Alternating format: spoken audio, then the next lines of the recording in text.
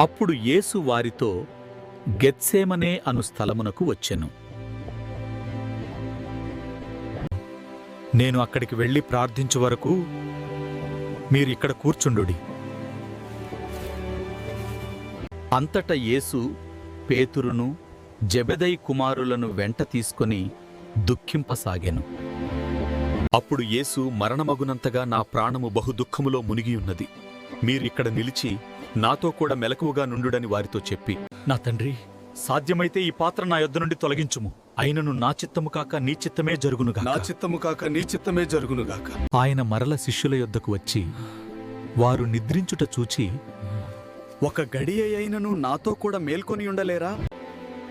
ఆత్మసిద్ధమే గాని శరీరము బలహీనమని పేతురుతో చెప్పి, నా తండ్రి, ఈ పాత్ర నేను త్రాగక తప్పదైతే నీ చిత్తమే జరుగునుగాక. మరల ఆయన వారిని నిద్రలో కనుగొనెను. ఏలయనగా వారి కన్నులు భారమై ఉండెను. ఆయన వారిని మరల విడిచి మూడవసారి వెళ్ళి అదే మాటలతో ప్రార్థించెను. ఇక నిద్రపోయి అలసట తీర్చుకొనుడి.